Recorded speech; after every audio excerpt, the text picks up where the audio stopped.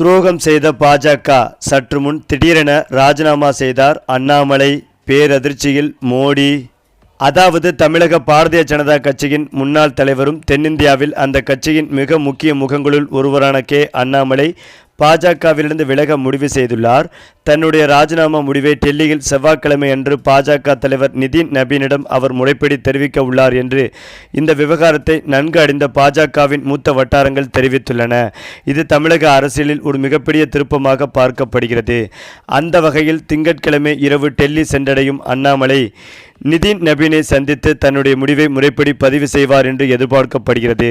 அவர் ஏற்கனவே தன்னுடைய முடிவை தீர்க்கமாக எடுத்துவிட்டதாகவும் இந்த டெல்லி பயணம் வெறும் அரசியல் சந்திப்பு மட்டுமில்லாமல் கடந்த 6 ஆண்டுகால பொது வாழ்க்கையில் தனக்கு வாய்ப்பளித்த ஒரு கட்சிக்கு நன்றி தெரிவிக்கும் விதமாகவே அமைந்துள்ளது என்றும் பாஜகவின் நம்பகத்தகுந்த வட்டாரங்கள் தெரிவிக்கின்றன.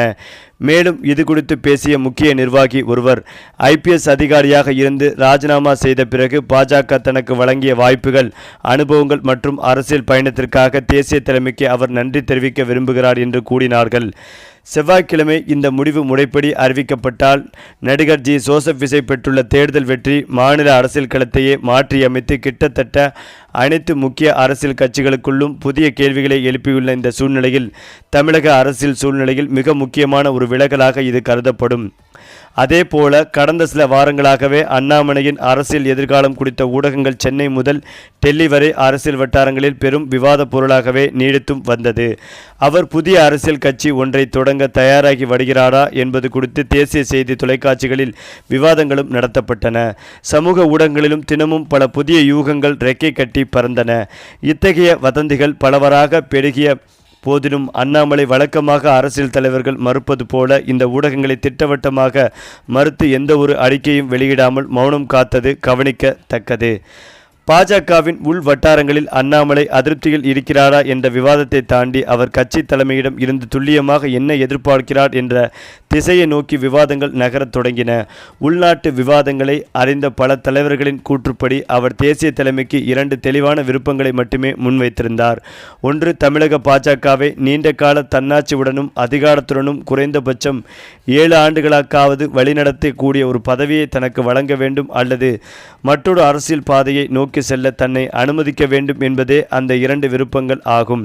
விஜயின் அரசியல் எழுச்சி தமிழகத்தின் அரசியல் சமன்பாடுகளை வியத்தகு முறையில் மாற்றியமைத்த பிறகு இந்த கேள்வி இன்னும் அவசர தேவையாக மாறியது. குறிப்பாக இந்த யூகங்கள் பாஜகவிற்கு மட்டுமில்லாமல் விஜயின் எழுச்சிக்கு பிறகு தமிழகத்தில் உள்ள அனைத்து பாரம்பரிய அரசியல் கட்சிகளும் எதிர்கொண்டு வரும் ஒரு பெரிய நெருக்கடியை பிரதிபலிக்கின்றன. கடந்த அரை தசாப்த காலமாக அண்ணாமலைதான் தமிழகத்தில் பாஜகவின் எதிர்காலம் என்று முன்னெடுத்தப்பட்டார். இந்திய காவல் பணியை, அதாவது IPS பணியை ராஜினாமா செய்துவிட்டு மிக இளம் வயதிலேயே அரசியலில் நுழைந்த அவர் குறுகிய காலத்திலேயே கட்சியின் மிக முக்கியமான முகமாக உருவெடுத்தார். அவருடைய விமர்சகர்கள் கூட அவருக்கு ஆற்றல், நிறுவன ரீதியான வேகம் மற்றும் அரசியல் விவாதங்களை தன்வசப்படுத்தும் திறனை ஒப்புக்கொண்டார். இருந்தாலும் அவருடைய அரசியல் பயணம் அடையாளம் பெரும்பாலும் பாஜகவின் பாரம்பரிய கட்டமைப்பிற்குள் பொருந்துவதற்கு சற்று சிரமமாகவே இருந்து வந்தது.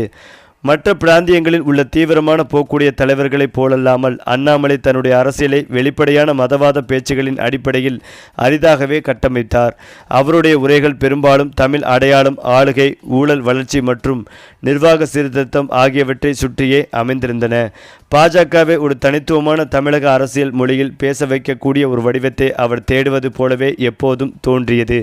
பல அரசியல் பார்வையாளர்கள் அவருடைய இந்த அணுகுமுறையை கிளாசிக்கல் இந்துத்துவா விட ஒரு லட்சியவாத திராவிட அரசியலுக்கு நெருக்கமான ஒன்றாகவே விவரிக்கிறார்கள்.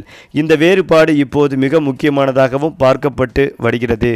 குறிப்பாக அண்ணாமலையின் உண்மையான நோக்கம் ஒருபோதும் கருத்தியல் தூய்மை அல்ல, மாறாக அரசியல் தன்னாட்சியும் அதிகாரம்தான் என்று அவருடைய ஆதரவாளர்கள் வாதிடுகின்றனர்.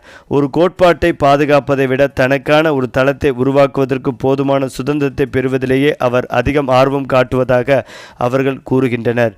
இந்த சூழலில்தான் விஜயின் வருகை அமைந்தது. தாவேகா தலைவரின் அமோக வெற்றி அரசியல் தினத்தின் கணக்குகளை முற்றிலும் மாற்றியமைத்தது. ஒரு புதிய மாற்றை நாடி தேடி கொண்டிருந்த பல வாக்காளர்களுக்கு அண்ணாமலை எதன் மூலம் மக்களை கவர நினைத்தாரோ அதே லட்சியங்களின் வடிவமாக விஜய் மாறிப்போனார். தேர்தலின் போது டெல்லி தலைமை தமிழகத்தின் யதார்த்த நிலையை தவறாக புரிந்து கொண்டது என்று தமிழகத்தைச் சேர்ந்த மூத்த பாஜக தலைவர் ஒருவர் தனிப்பட்ட முறையில் வாதித்தார். அண்ணாமலைக்கு அதிக தன்னாட்சியும் முன்னுரிமையும் வழங்கப்பட்டிருந்தால் விஜய் மாநிலத்தின் தனிப்பெரும் அரசியல் மாற்றத்திற்கான அடையாளமாகவே உருவெடுத்திருக்க முடியாது என்பது அவர்களின் கருத்தாகவே உள்ளது. தேர்தலுக்கு முன்பாக ஓரங்கட்டப்பட்டு தனக்கு உடன்பாடில்லாத ஒரு கூட்டணி கட்டமைப்புக்குள் தள்ளிப்பட்ட பிறகும் அண்ணாமலை தேசிய ஜனநாயக கூட்டணியின் மிக முக்கியமான பிரச்சாரங்களில் ஒருவராகவே நீடித்தார். கூட்டத்தை ஈர்ப்பதில் அதிமுக தலைவர் எடப்பாடி கே பழனிசாமிக்கு அடுத்தபடியாக அவரே இருந்தார்.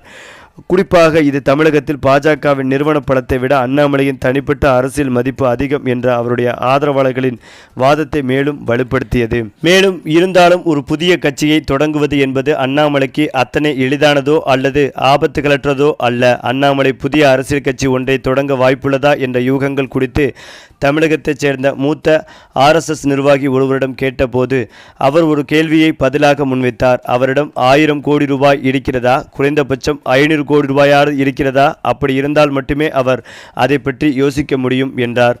மேலும் விஜயின் வருகை எதிர்க்கட்சி பாதையை முற்றிலும் மாற்றியமைத்துள்ளது. அண்ணாமலை தலைமையில் உருவாக்கப்படும் எந்த ஒரு புதிய அமைப்பும் ஏற்கனவே ஆளும் கட்சிக்கு எதிரான மக்களின் சிந்தனையை தன் வசம் வைத்துள்ள தாவேகா போன்ற கட்சிகள் நிறைந்த ஒரு நெரிசலான போர்க்களத்திற்குள் தான் நுழைய வேண்டியிருக்கும்.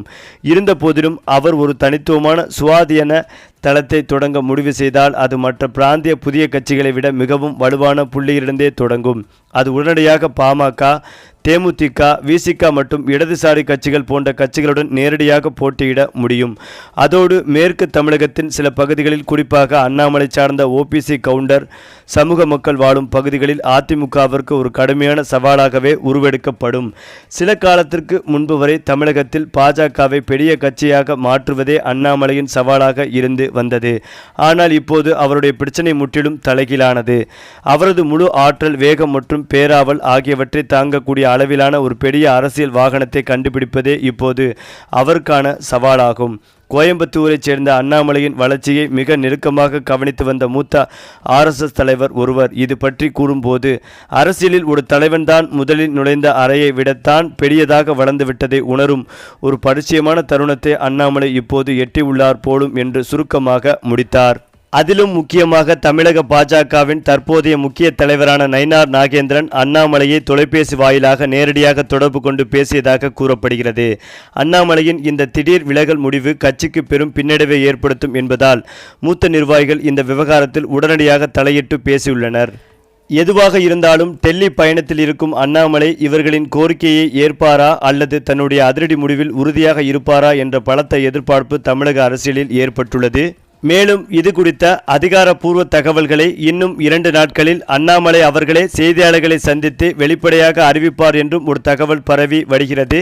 இந்த தகவல் பாஜக தலைமையான பிரதமர் மோடி அவர்களையே பேரதிர்ச்சி அடைய வைத்து வருகிறது. சரி, இப்போ நீங்கள் சொல்லுங்கள், அண்ணாமலை ராஜினாமா பற்றிய உங்களுடைய கருத்துக்களையும் உங்கள் கமெண்ட்டில் சொல்லுங்கள். மேலும் இந்த வீடியோ உங்களுக்கு பிடித்திருந்தால் லைக் பண்ணுங்கள், ஷேர் பண்ணுங்கள், மறக்காமல் நம்முடைய சேனலை சப்ஸ்கிரைப் பண்ணிக்கங்க.